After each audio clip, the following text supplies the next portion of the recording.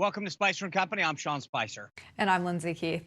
Well, Sean, it was a different kind of convention last night. I know we were expecting this with all the virtual aspect, but do you feel like it had the pizzazz that it needed?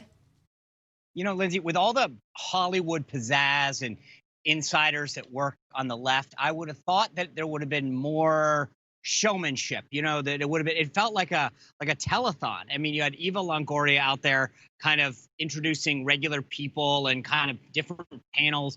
I didn't think it had the pizzazz that I thought or expected it would have, which I think is good. And if you're supporting President Trump, I don't think there was a real compelling message coming out of last night. And the ratings show, Lindsay, the interesting thing is they're talking about the ratings being over 50% down from what they were on the three major networks from 4 years ago. That's not good. Now, I'm sure people tune in online and all that kind of stuff.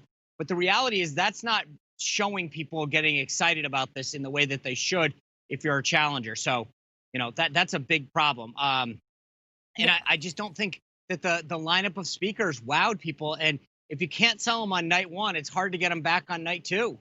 Yeah, that's a really good point. And this was their opportunity to kind of show what's to come for the rest of the week. And I think if it's more of this, there is point for concern. I get what they were trying to do with the fake applause and trying to have some of these organic moments. And it's hard to do when you have something that's virtual. And I think sometimes they did a good job, but overall, it was tough to watch. And to your point, it did feel like a telethon, especially when you have Eva Longoria like looking to the camera and calling people in to talk to them. There were really awkward moments where it did feel canned, and you don't have that naturalness like you would in an event hall where you actually have people that you're talking to when you're just talking to a camera. So I felt like it felt flat several times over the night where you almost could feel, the crickets, like, oh, this is a little awkward for them. But overall, they had a tough it was a tough thing to do to make something feel like it had pizzazz when it's just virtual and all pre-recorded as well.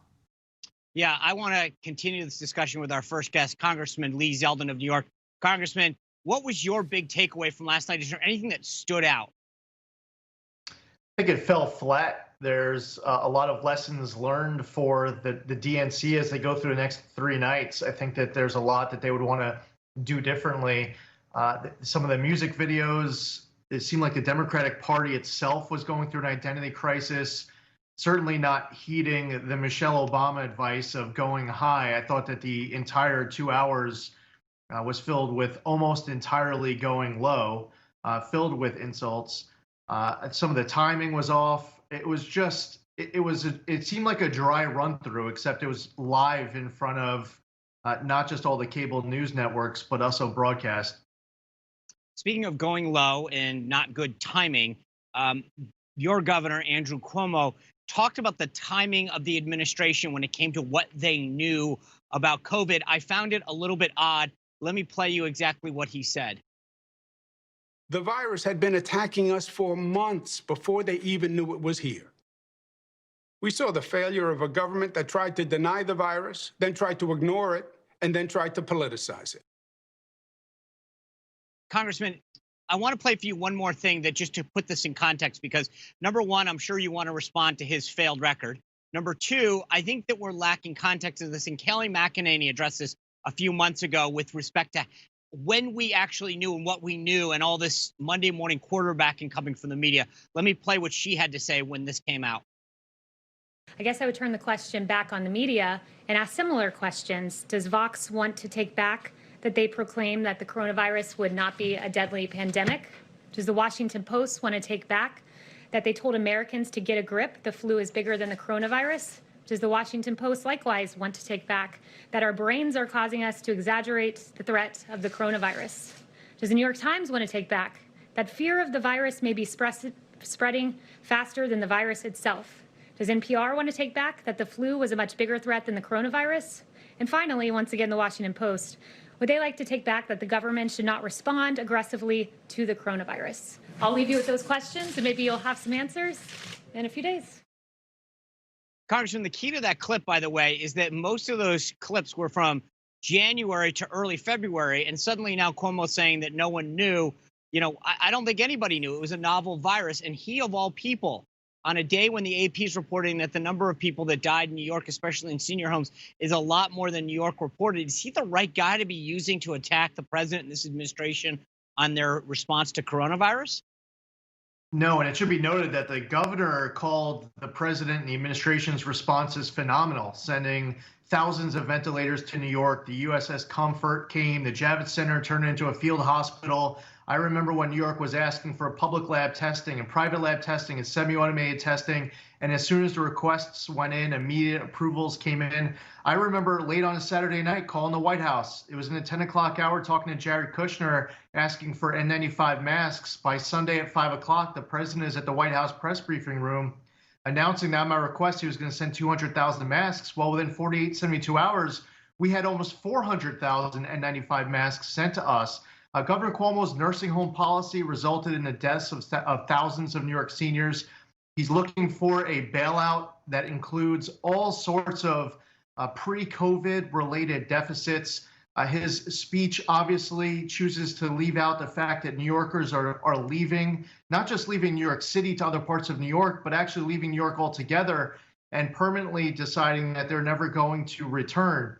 Yeah, and Kayleigh McEnany's points, as you just stated, I was trying to articulate that they don't want to take it back. And if you wanted to have a full accounting here, it was at the end of January that President Trump was going against even his own advisors in choosing to enact these travel restrictions as it related to China.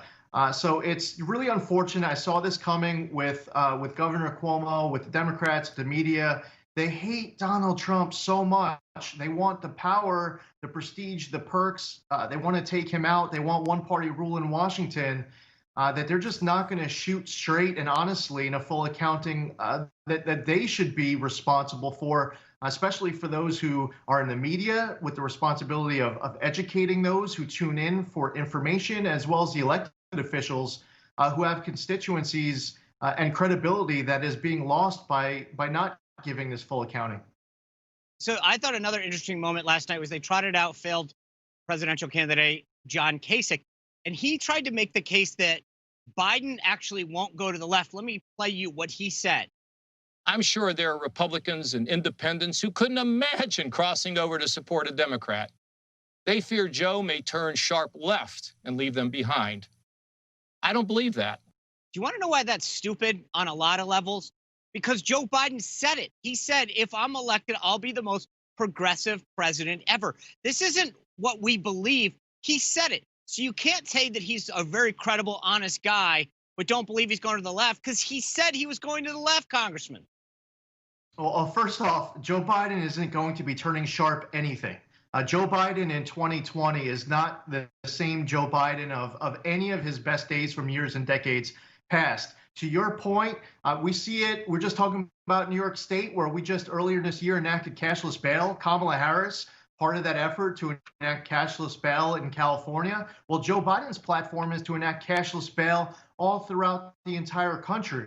You go point by point. I remember there was an interview that he was being asked by a voter whether or not he would be supportive of defunding police. And he said yes to that person asking the question. And this pick of Kamala Harris, people are trying to define her as some type of a moderate. I mean, her record, she was actually by neutral, impartial arbiters, she was called the most liberal member of the United States Senate. Most liberal? Are you kidding me? We have Elizabeth Warren and Bernie Sanders. How far left do you have to be to earn that title? That's right.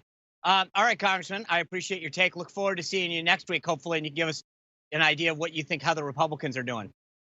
You got it. Take care. All right. Thanks, sir. All right. You heard the Republicans' take. Let's get the Democrats. Up next, former Democratic Governor Rod Blagojevich. He's going to give us what he thought his big takeaways were and who got too much time and who got too little. Plus, we've got a little game for our company today, a lightning round of answers from the best speaker of the night to the most awkward.